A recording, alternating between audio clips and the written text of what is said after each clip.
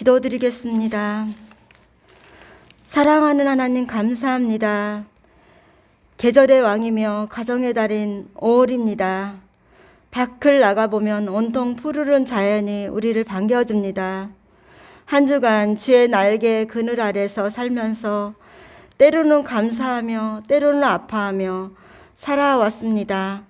오늘도 또 이렇게 함께 예배를 드릴 수 있도록 하여 주시었사오니 감사하며 저희에게 이 시간 주님이 찾아오셔서 성령의 충만함으로 함께 하시며 하나님의 사랑을 깨닫으며 하나님이 우리를 얼마나 귀하게 여기시며 하나님이 우리를 얼마나 사랑하시는지를 깨닫는 귀한 시간이 되게 하시옵시고, 아멘.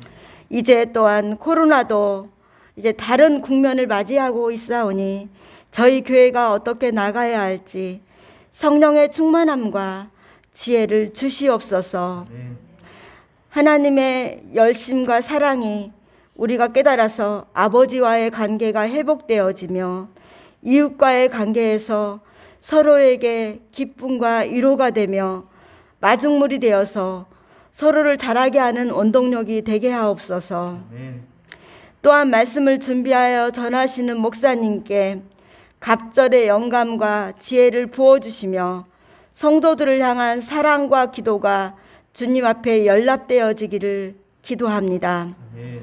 저희들에게 또한 하나님의 말씀이 이 시간 받아들여지며 깨달아지는 은혜를 주시어서 모든 지체들 어린아이와 노년에 이르기까지 주님의 은혜 가운데에서 각자의 자리에서 하루하루의 일상을 성실하게 살아가도록 도와주시옵소서.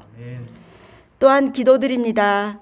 저희 교회에 병상에서 고통 중에 계시는 우리 김유기 성도님과 김희호 집사님, 김영자 권사님, 원로 사모님, 주여 이 모든 분들과 가족들에게 여호와 라파 하나님께서 치료하시며 하나님의 위로하심과 국률이 여겨주심이 함께 하시기를 참으로 기도합니다. 또한 저희가 이 시대와 저희 자녀들과 청년들이 믿음으로 일어나기를 기도합니다. 믿지 않는 가족들을 위해서 또한 기도합니다. 주님 앞에 속히 돌아오기를 간구합니다. 주여 또한 지금도 세계 곳곳에는 전쟁과 기근으로 고통 중에 있는 모든 분들에게 하늘의 위로와 도움의 손길이 닿길 기도합니다.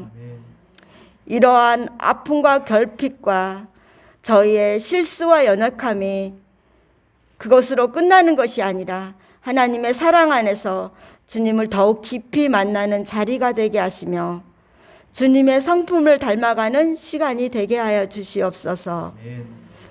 오늘도 주님께서 우리에게 주시는 말씀을 통하여 저희의 혼과 영혼과 관절과 골수를 쪼금이 있게 하시며 저희의 마음에 부딪히고 깨달아 저희 자신을 돌아보고 한 주간도 또한 믿음으로 살고자 결심하는 저희에게 은혜를 주시어서 저희 모두가 주님의 사랑하심 가운데 친히 저희를 사랑하시어서 십자가에서 모든 아픔과 수치와 부끄러움을 다 당하신 우리 주 예수 그리스도의 이름 받들며 감사하며 기도를 드립니다.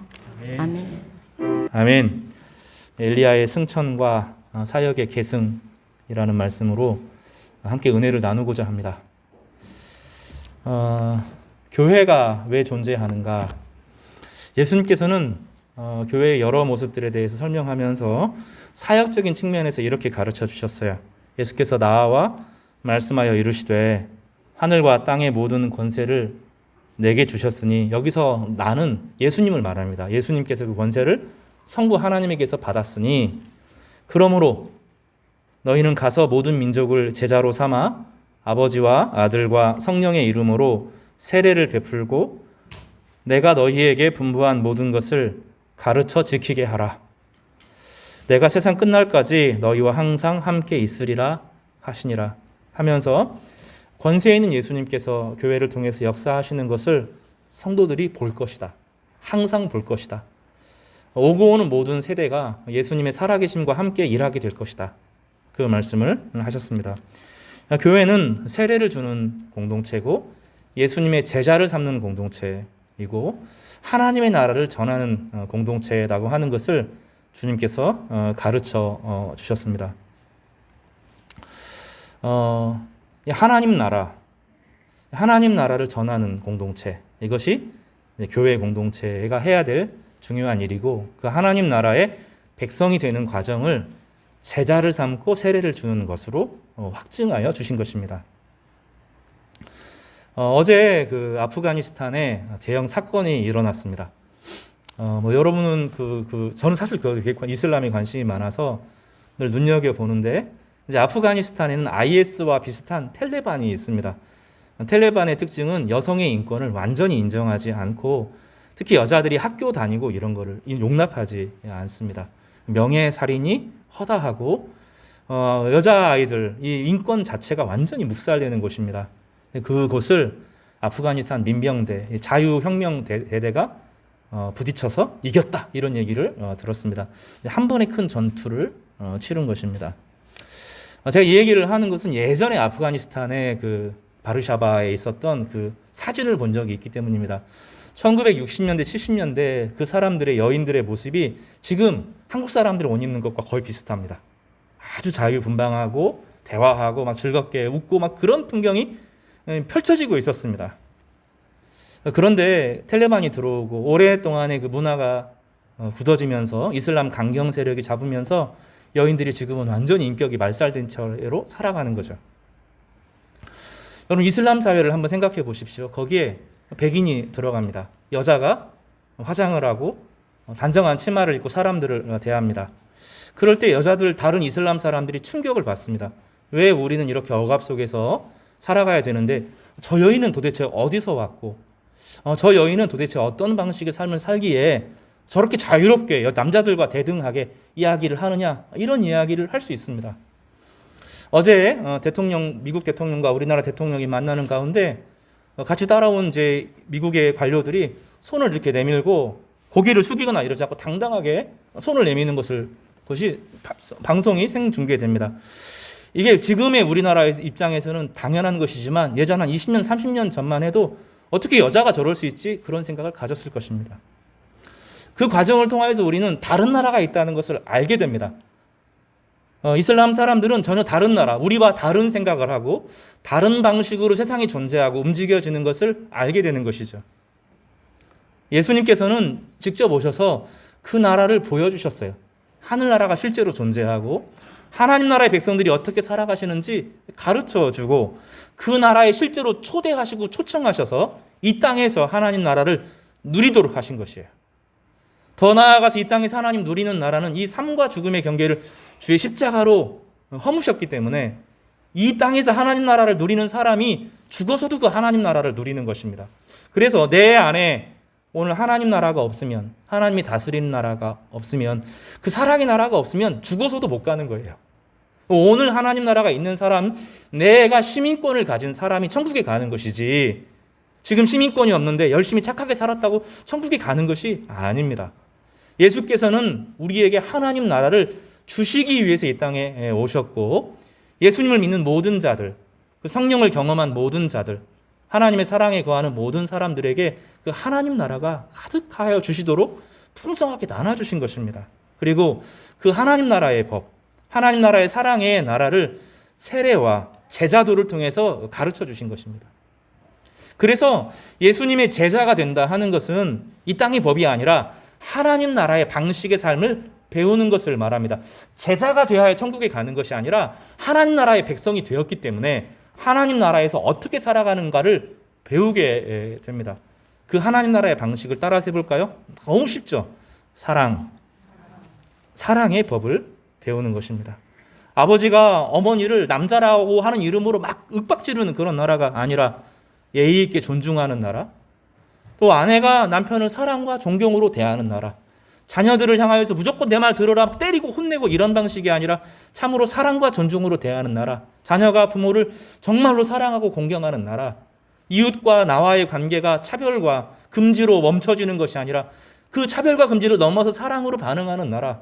민족과 민족이 형태로 갈려져 있는, 민족으로 갈려지고 역사의 아픔으로 갈려져 있는 것이 아니라 승화에서 넘어서 사랑으로 다시 회복되는 나라. 이것을 우리는 하나님 나라를 현재로 누리는 것입니다. 그리고 그 하나님 나라를 가르쳐 전하도록 하셨습니다. 교회는 내가 하나님 나라를 누리고 있어야 되고 그 하나님 나라를 나눠야 하는 것입니다. 그래서 먼저 중요한 것은 세상을 변화시키기 전에 하나님 내 안에 하나님 나라가 임하게 하십시오. 주의 성령이 임하게 하십시오. 이렇게 기도하는 것이 필요합니다. 따라서 해볼까요? 주님, 제 안에 하나님 나라가 충만하게 하여 주십시오. 나는 하나도 행복하지 않은데 야, 교회 가야 천국 가. 이렇게 말하면 자녀들이, 우리 이웃 사람들이 알아듣겠어요? 못 알아듣죠. 교회 안에 때때로 저 정의감, 이 시대를 향한 아픔들이 막 밀려올 때가 있어요. 너무 괴롭고 도대체 이해가 안 되고 설명이 안 돼서 마음이 막 인상을 꽉 쓰고 주님 어떻게 이럴 수 있습니까? 막 이럴 때가 있어요. 그런데 하나님께서 제 안에 다시 말씀하시죠. 하나님의 영광이 있고 세상이 흔들 수 있는 하나님의 영원한 나라가 있고 그 나라를 살라는 거예요. 그 나라 안에서 나 자신을 있는 그대로 수용하고 내 아내를, 내 아이를, 우리 부모님을, 우리 친구를 하나님의 형상으로 소중하게 대하는 작은 기쁨과 행복들이 내 안에 먼저 회복돼야 됨을 주님께서 가르쳐 주셨어요. 그래서 주님을 기억하는 사람들 요한의 이야기를 들어보면 요한이 예수님을 볼 때 비장했다. 주님께서 막 뭐라고 할까 열정으로 막 했다 이렇게 표현하지 않고 따라서 해볼까요? 은혜와 진리가 충만했다. 그 안에 뭐가 있었어요? 하나님과의 관계가 있었고 하나님의 사랑이 그에게 늘 부어지고 있었고 성령의 감동과 감화가 그 안에 차고 넘쳤기 때문에 세상의 절망을 안 보는 것이 아니라 세상의 절망보다 더 큰 희망과 세상의 어둠보다 더 큰 빛이 그 마음에 꽉 채워져 있었던 것이죠. 하나님이 예수님을 얼마나 사랑하시는지 예수님은 알았어요. 성부 하나님이 그를 얼마나 귀하게 여기시는지 예수님은 느꼈어요. 그래서 두렵지 않았어요. 하나님이 그를 너무 사랑하시기 때문에 그 안에 하나님의 사랑으로 가득했어요. 예수님을 볼 때마다 사람들이 뭐라고 느껴요? 이분은 하나님의 사랑을 받는 분이구나. 하나님의 사랑에 거하는 분이구나. 알았습니다. 여러분 그렇게 되기를 바랍니다. 저희 교회가 해야 될 일들이 많아요. 지금부터 이제 본격적으로 여러 일을 시작할 건데 해야 될 일이 많지만 그것보다 더 중요한 것이 우리 안에 하나님 나라가 임하는 것입니다. 하나님의 은혜가 충만해지는 거예요. 그리고 이것을 구하면 주신다 그랬어요. 이거 놀라운 것은 막 억지로 이루는 것이 아니라 은혜를 구하면 주신다 그랬어요. 이 은혜를 구하시기를 바랍니다. 그리고 구하고 받는 열린 문으로 들어가는 우리 성도님 되시기를 간절히 바랍니다. 그렇게 되기를 바라요. 오늘은 이 하나님 나라, 이 천국에 대한 이야기, 이 제자도를 우리가 펼쳐야 되는데 우리 교회는 역시 이 복음을 다른 사람에게 내가 은혜를 누리는 것을 타인과 나누고 우리 자녀들에게 또 이웃들에게 복음을 전해야 되는데 이 제자도가 구약 성경에 어떻게 재현되고 어떻게 표현되고 있는가를 살펴보는 거예요. 그러니까 내 안에 있는 하나님 나라가 어떻게 내 자녀에게, 내 이웃에게, 다음 세대에게 또 복음을 알지 못하는 사람들에게 흘러갈 수 있는가? 어떻게 서로 주고받는가? 또 나는 어떻게 주님의 온전한 제자가 될 수 있는가? 그 본문을 우리에게 가르쳐 줍니다. 그리고 오늘 본문은 예수님이 제자들을 가르치고 제자들에게 본을 보이셨던 그것의 예표, 모형이 됩니다. 설계도와 같은 것인데 오늘 본문을 통해서 예수님께서 제자들을 어떻게 대하셨고 제자들에게 어떤 능력이 흘러가는지를 살펴보는 우리가 어떻게 하면 참된 제자로 설 수 있는지 어떻게 하면 하나님의 은혜를 누리고 살아갈 수 있는지 그 은혜를 함께 상고해보고자 합니다. 그리고 오늘 말씀을 통해서 하나님의 은혜가 여러분에게 임하기를 바라고 우리가 참된 제자로 굳세게 세워지는 그런 은혜의 축복이 있기를 주님의 이름으로 축복합니다. 먼저 이 과정은 세 부분으로 나눠지는데 먼저는 엘리야가 내가 하늘나라로 이제 갈 거다. 하나님께서 죽음으로 옮기지 않고 나를 올려보내실 것이라는 것을 알았을 때 엘리야가 동행했다. 따라서 해볼까? 동행에 대한 이야기를 하고요. 두 번째로는 예수께서 나중에 하늘에 오르시고 하늘나라에 임하시는 죽음이 없는 세계가 있다는 것을 보여주시죠. 그래서 엘리야의 승천에 대한 이야기를 먼저 살펴보고요. 마지막으로 세 번째로 간단하게 살펴볼 것은 그 엘리야가 엘리사에게 엘리사를 따라오라고 했죠. 그다음에 엘리사가 엘리야의 권세를 경험하는 성령의 능력을 몇 배로 받는 그런 은혜의 축복들을 보게 됩니다. 오늘 그 말씀을 좀 함께 살펴보도록 하겠습니다. 먼저 엘리야가 엘리사에게 동행을 요청합니다. 역사는 엘리야를 통하여서 그 바알을 섬기는 바알의 제사장들 450명을 죽고 그리고 나서 비가 내리고 아합 왕이 정말 하나님이 살아계시는 것 같아 막 이러고 주변의 사람들이 정말 하나님만이 여호와시다 여호와만 하나님이시다 막 이렇게 엄청 영적인 승리를 얻었는데 안 끝났어요. 오히려 더 악화되었습니다. 그리고 엘리야는 이세벨이 자기를 공격하는 이야기를 듣고 절망하고 좌절합니다. 우리도 그럴 때가 있어요. 하나님을 향하여서 무언가를 시도했기 때문에 절망하는 그 절망들이 있습니다. 영적 침체에 빠진 분들이 있어요. 신앙생활을 하면서.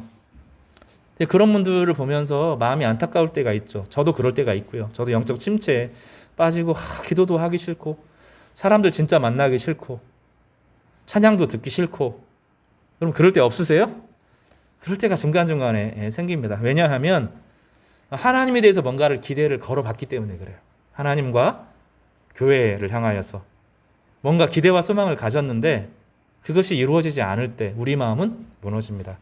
내가 하나님을 향하여서 믿음으로 기도했는데 믿음의 기도가 응답되지 않았을 때 우리는 낙담하고 실망합니다. 그 낙담과 실망이 하나도 없을 수 없어요. 근데 엘리야는 이제 그 단계를 경험합니다. 그때 하나님께서는 엘리야를 부르시고 역사가 끝나지 않았다. 그리고 하나님의 말씀은 계속된다 하면서 엘리사를 다음 세대의 사역자로 부르셨습니다. 엘리사와 동행하면서 엘리야는 이제 꽤 많은 시간을 엘리사와 시간을 보냈던 것 같아요. 역사가 많이 흘렀고요. 그러면서 엘리야가 이제 엘리사에게 말을 합니다. 내가 하나님께서 부르셔서 하늘로 올라간다. 놀라운 이야기를 하죠. 있을 수 없는 역사상 눈으로 보고 사람이 죽지 않고 올라가는 이런 경험을 네가 보게 될 것이다. 이 얘기를 하는 거예요. 엘리사가 믿고 따라갑니다. 근데 오늘 본문에 보면 이 열왕기하 1장에 쭉 보면 2장에서부터 그 이야기가 시작이 되는데 2장을 한번 보세요.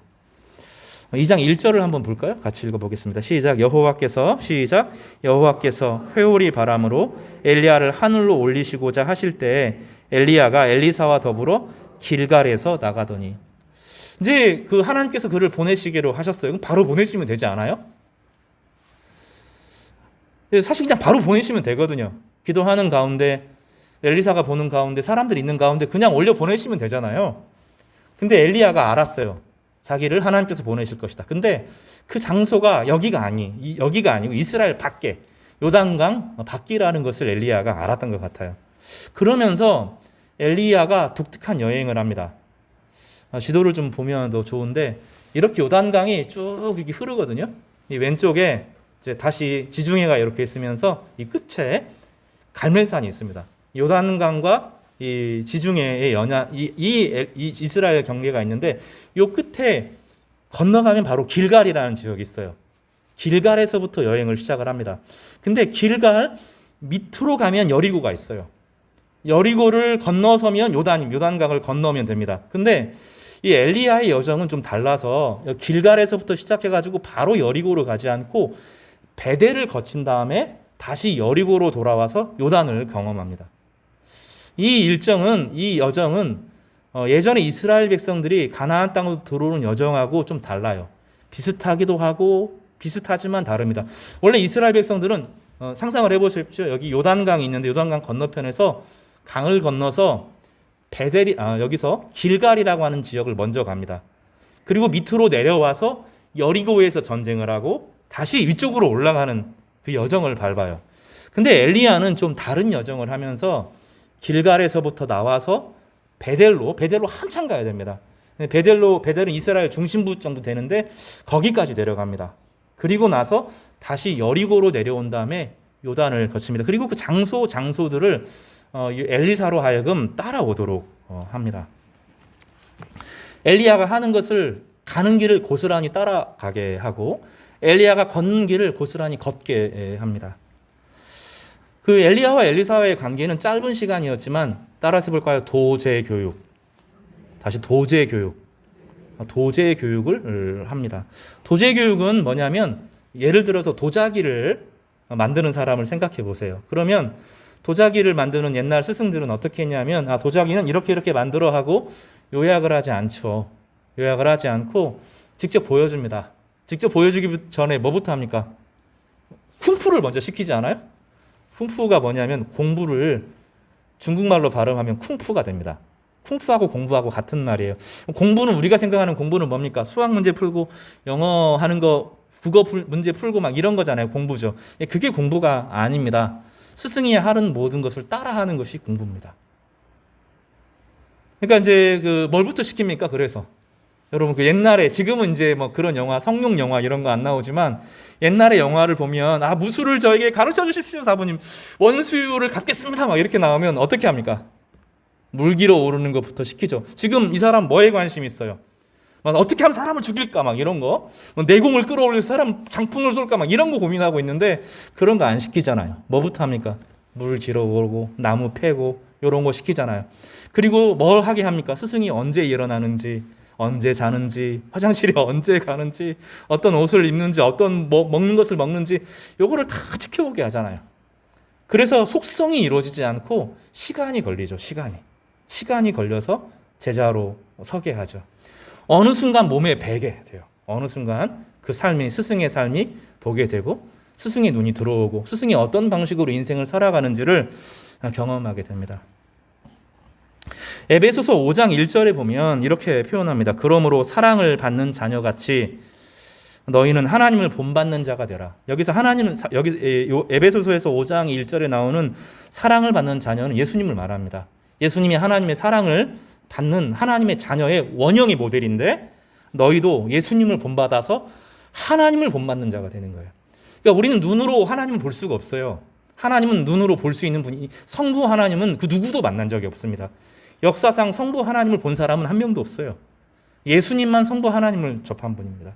예수님은 성부 하나님이 어떠한 분인지를 잘 보고 배우고 알았어요. 그래서 예수님을 통해서 예수님을 배우면 누구를 배워요? 하나님을 배우는 거죠. 그래서 사랑을 받는 자녀같이 하나님을 본받는 자가 되라 이렇게 말합니다. 예수님 안에 있는 하나님의 위로, 하나님의 자비, 하나님의 긍휼이 충만해진 것을 확인하는 것을 통해서 우리는 비로소 하나님이 누군지를 알아요. 오늘 이제 어린 아이들이랑 예배를 드리면서 이슬람 사람들도 하나님 믿어, 성부 하나님 믿어. 그러니까 애들이 깜짝 놀라요. 그 사람들도 하나님 믿어요? 이렇게 말하는데 하나님 믿습니다. 성부 하나님을 믿습니다.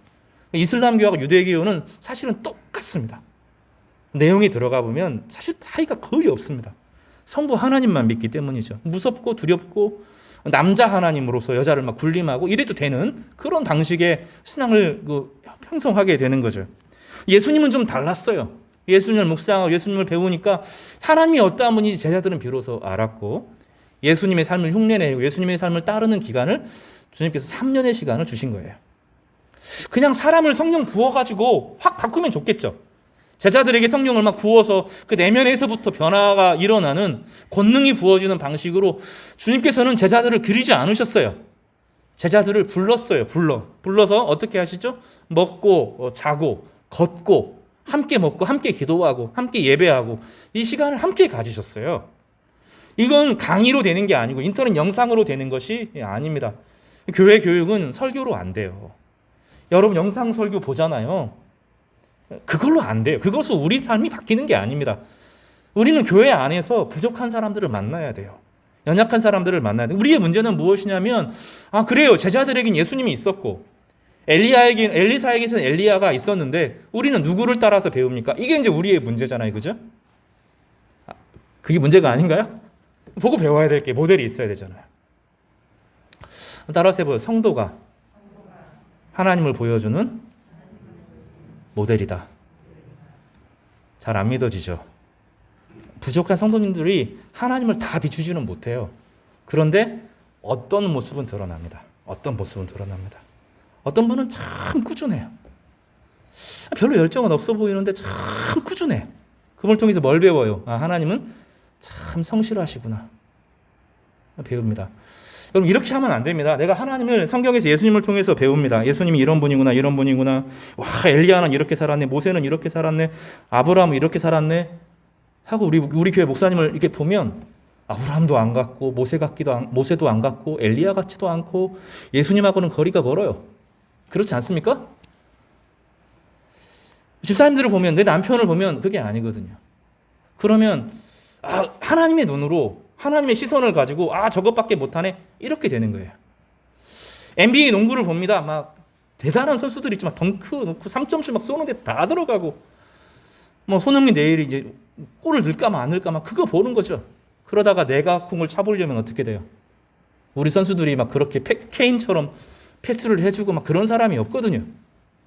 우리 마음 가운데 분노가 일어나요, 많이. 우리 목사님은 왜 기도를 저렇게 못하고, 우리 집사님들은 왜 저렇고, 뭐 그런 생각이 들어옵니다. 그게 교만한 마음이에요. 그게 아니라 교회 공동체는 각자의 은사를 따라서 자기의 모습을 비춰주는 거예요. 다 가질 수 없어요, 한 사람이. 어떤 사람은 지식이 조금 더 뛰어나서 하나님 말씀을 잘 해석합니다. 어떤 사람은 참 힘들고 연약하지만 기도로 좀 힘들고 어렵고 그 어려운 상황에서 겨우 한마디 아버지 합니다. 몸부림치면서 신앙생활을 해요. 어떤 분들은 참 과거의 상처들이 너무 많은데 이야기할 때마다 옛날 이야기 또 끄집어내고 또 끄집어내고 또 끄집어내고, 그런데 그 안에 하나님께서 역사하시는 그 자신만의 이야기가 있는 분들이 있어요. 어떤 분들은 신앙이 별로 없는 것 같은데 마당 쓸어요. 어떤 분은 물을 줍니다. 어떤 분은 교회 또 바퀴벌레 나왔어요. 바퀴벌레가 나와서 자기가 잡았어요. 그런 얘기 하는 거예요. 그 모습을 통해서 우리는 다양한 방식의 하나님의 모습을 보는 거예요. 그래서 눈으로 보는, 그 말로만 설명할 수 있는 그런 하나님이 아니라 실제로 살아오면서 경험하는 것입니다. 여러분, 어떤 설교자도 하나님을 다 이야기할 수 없어요. 그리고 어떤 설교자도 말대로 다 살 수가 없어요. 왜냐하면 우리가 그렇게 기대하잖아요. 그 사람이 말과 행실이 일치하기를 바라지 않아요? 근데 말과 행실이 일치하는 분은 누구밖에 없어요, 사실은. 하나님밖에 없어요. 그러니 그 하나님께서 말과 행실이 일치하니까 창조의 역사가 일어나는 거예요. 신앙은 자신이 온전한 진리의 말씀을 배우고 그 말을 따라 살아가는 과정으로 성장하는 과정에 있는 거예요. 목사님 저렇게 말해놓고 자기는 못 살아. 당연하죠. 그렇게 살 수가 없어요. 우리는 목사는, 설교자는, 성경 공부 가르치는 교회 지도자들은 그 엄청난 하나님의 지혜를 담아서 이야기하는 거예요. 자기보다 자기가 하는 말이 더 커요. 그럴 수밖에 없는 겁니다. 그러나 그 부족함을 보는 거예요. 그 부족함에도 불구하고 그 안에 드러나는 잠깐 빛나는 하나님의 영광을 보면서 함께 즐거워하는 거예요. 그래서 냉소적인 마음이 아니라 우리 가운데 은혜가 회복되어야 돼요. 우리 이 장로님에게 있어서 이 꾸준함, 이 장로님에게 있는 이 열정, 이 장로님에게 자기를 참 부인하는, 나는 이것도 안 돼요. 늘 그렇게 말하는 분 계시잖아요. 우리 어떤 집사님 만나기만 하면 저는 부족해요. 땅을 치면서 이거 하늘을 가슴을 치면서도 안 돼요 하는 그 절망, 이런 걸 통해서 우리는 하나님을 배워요. 저분은 자신의 부족함을 아시고 돌이키려고 하시는구나. 그걸 배우는 거죠. 부모님도 하나님을 비추지만 완전한 모습을 비출 수는 없어요. 어떤 신앙인도 하나님의 영광을 다 드러낼 수가 없습니다. 그러나 잘하는 것을 통해서 하나님이 드러나고 잘못하는 것을 통해서 저게 잘못하는 것이구나 하면서 진짜는 무엇이지? 어떻게 해야 바르지? 하는 그 기대를 통해서 우리는 그 사람을 통해서 하나님을 만납니다. 그래서 그 누구도 실망할 수 없고요. 그 누구도 하나님 없는 사람이 없어요. 그 모든 사람의 인생 가운데 역사하시고 함께 하시는 하나님을 우리는 보고 배우는 것입니다. 그리고 신앙 공동체가 그렇게 중요한 것입니다. 하나님이 엘리사를 그냥 불러도 돼요. 그렇지 않아요? 엘리야는 하나님의 말씀으로, 신명기 말씀을 통해서 그가 소명을 받은 것처럼 보이지만 엘리사도 똑같이 그렇게 부를 수도 있잖아요. 근데 그렇게 부르시지 않고 엘리야를 통해서 부릅니다. 그럼 엘리야는 완벽한 사람이었는가? 그것도 아닙니다. 엘리야는 하나님께서 남겨둔 사람이 있다라고 말하지만 엘리야는 늘 자기 혼자밖에 없다고 늘 외로움을 호소하는 그런 약점을 가진 사람이었습니다. 사람이 약점이 있다고 해서 그 사람에게 하나님이 드러나지 않는 것이 아닙니다. 각자의 약점에도 불구하고 우리는 그 사람을 통해서 하나님을 만나고 하나님의 영광을 경험하고 하나님을 체험하는 것입니다. 그래서 예수 그리스도를 통해서 제자들에게 하나님이 드러나게 되었고 그 제자들을 통해서 하나님의 영광이 드러나게 하여서 오고 오는 모든 세대가 예수님을 배워가도록 하신 것입니다. 저는 단점이 많은 사람이에요. 장점보다 단점이 훨씬 많은 사람입니다. 제가 한 가지를 알아요. 저는 다른 건 잘 모르지만 하나님은 나를 사랑한다는 것은 알아요. 내가 과거에 수많은 연약함과 죄악에도 불구하고 여전히 하나님은 나를 사랑한다. 여전히 하나님 나에게 은혜를 베푸신다. 그것은 분명히 압니다. 제가 또 분명히 아는 것이 있어요. 지금보다 나중이 좋을 거라는 것을 알아요. 하나님께서 저를 만나시는 과정을 통하여서 지금의 연약한 모습들이 분명히 드러나고 수도 없이 아픈 것이 있지만 하나님 나를 사랑하시고 나의 아버지가 되셔서 궁극적으로 내 인생을 아름답게 바꿔가실 것이고 내 인생도 점점점 좋아질 것이고 최소한 내 마음 가운데 하나님을 향한 행복이 더 커질 것은 분명히 알아요. 왜냐하면 10년 전보다 지금의 마음이 훨씬 좋거든요. 20년 전보다 하나님을 처음 알았을 때 그때보다 지금의 삶이 조금 더 성숙했거든요. 저는 그것은 알아요. 완전한 것이 아닙니다. 저는 하나님을 알아가는 과정에 있는 것이죠. 우리 그런 의미에서 옆에 있는 분들을 보겠습니다. 여기 한번 보십시오. 우리들 인사하는 것이죠. 우리 형제님 자매님을 보니 따라서 해보세요. 형제님 자매님을 보니 하나님을 조금 알 것 같습니다. 서로를 그렇게 대하시기를 바랍니다. 우리는 완전하지 않아요. 연약하고 부족합니다. 그러나 부족하지만 하나님께서 그를 만지신 흔적들이 다 있어요. 여러분을 보면 눈물이 날 때가 있거든요. 하나님께서 그의 어려움과 고난 가운데 그를 만지신 흔적들이 나타나기 때문입니다. 삶의 고난과 어려움에도 불구하고 하나님께서 그를 만지시고 그를 일으켜 세우신 흔적들이 여러분의 삶 가운데 문신처럼 나와 있거든요. 여러분 그 은혜를 누리시면 좋겠습니다. 주님이 가는 대로 따르고 먹고 자고 걷고 배우고 교회는 그런 곳입니다. 교회는 영상으로만 배우는 게 아니에요. 부득이하게 그럴 수밖에 없는 상황이 주어지면 그럴 수밖에 없지만 때가 되면 함께 모여야 되고 때가 되면 서로의 부족함이 있음에도 불구하고 그 안에 그에게 찾아오셨던 하나님의 흔적들을 함께 누리면서 나도 변해가는 거예요. 도제 교육인 거죠.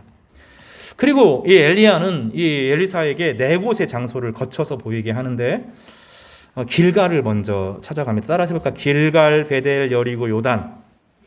다시 길갈, 베델, 여리고, 요단. 그냥 길갈에서 요단으로 넘어가면 돼요. 바로 건너편이거든요.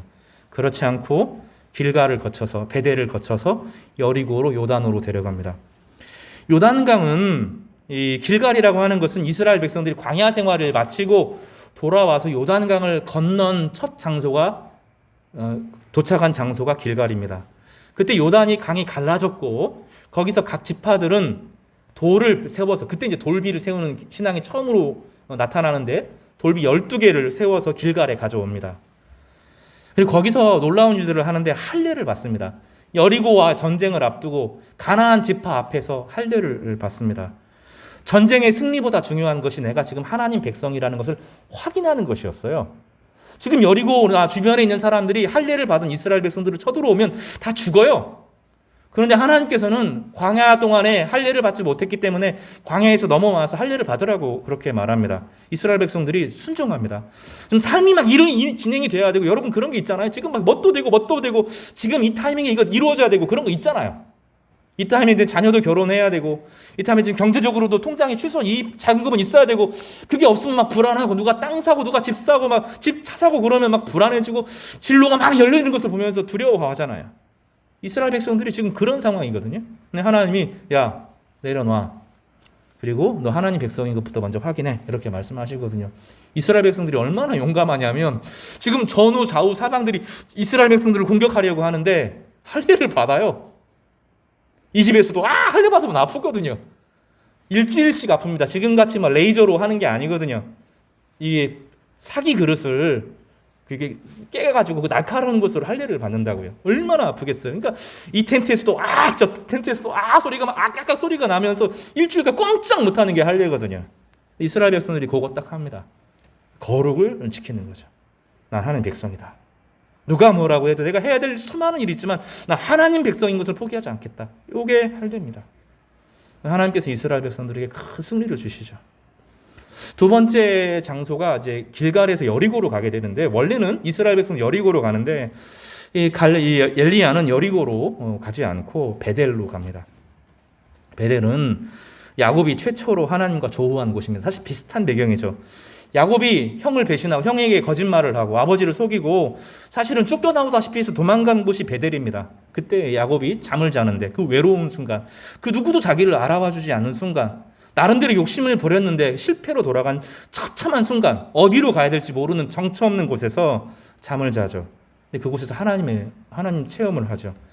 하나님 천사가 오르락 내리락 하는 것을 보고 그가 이렇게 다짐합니다. 내가 다시 여기로 돌아올 수 있으면 하나님께 내 삶 전체를 드리겠습니다 하고 고백하는 곳이 베델입니다. 엘리야는 엘리사가 그거 보기를 원했던 거예요. 이스라엘의 정체성은 길갈에서 있고 이스라엘은 베델에서부터, 예배에서부터 이스라엘 백성이 시작되었다. 그 얘기를 가르쳐 주는 거예요. 세상에 할 일이 얼마나 많습니까? 정의를 세워야 되고 바르게 해야 되고 정치 권력에 의해서 움직이는 세상을 보호해야 되고 피해자들도 돌봐야 되고 그런 게 너무너무 많잖아요. 하나님께서 그거 요구하시기 전에 하지 말라는 게 아니에요. 우리 해야 되는데 해야 되기 전에 먼저 예배부터 회복하도록 말씀하셨습니다.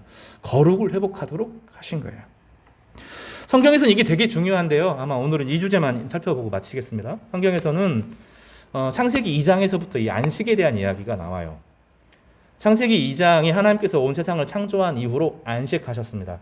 그리고 그 날을 거룩하게 하셨어요. 그 날을 거룩하게 하셨어요.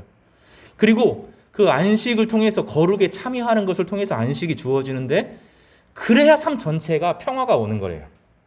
우리 삶에 먼저 거룩이 회복되어지고 거룩을 통해서 하나님과 온전한 시간을 보낼 때 우리 삶에 평화가 온다는 거예요. 이게 이제 창세기 2장의 창조 질서에 대한 설명이거든요.